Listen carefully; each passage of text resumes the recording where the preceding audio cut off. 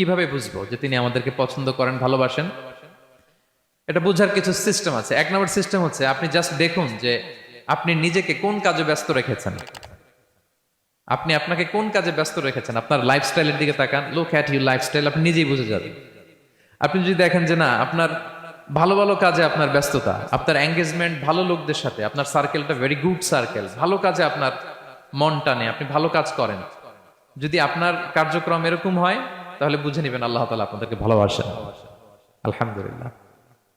আর যদি দেখেন না, যত আকাম কুকাম আছে ওইটার সবার আগে আপনি, যেই কাজে আল্লাহর ক্রোধ আসে, আল্লাহ রাগ হয়ে যান, যেই কাজ ইসলামে করার নিষেধ, যেটাতে তার অসন্তুষ্টি, ওই কাজে আপনার এঙ্গেজমেন্ট, ইনভলভমেন্ট, আপনার সার্কেল গুলাও এরকম, তাহলে বুঝে নিবেন আল্লাহ ভালোবাসা, এই মহা সৌভাগ্য আপনার কপালে জোটে নাই।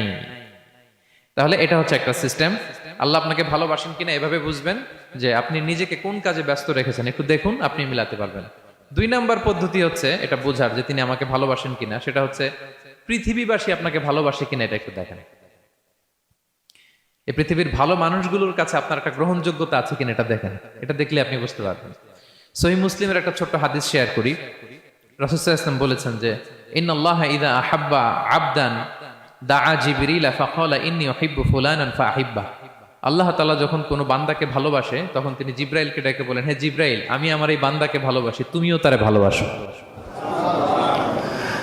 ফায়ুহিব্বুহু জিবরিল, জিবরাইল আলাইহিস সালাম তারে ভালোবাসতে শুরু করে। শুধু এখানেই না, সুম্মা ইউনাদি ফিস সামা, তারপরে তিনি আকাশে একটা অ্যানাউন্সমেন্ট করেন। ফায়াকুল, তিনি বলেন যে ইন্নাল্লাহা ইউহিব্বু ফুলানান ফাআহিব্বু, ও আকাশবাসীরা, ও ফেরেশতারা, আল্লাহ তাআলা তার এই বান্দাকে ভালোবাসে, তোমরা সবাই তারে ভালোবাসো।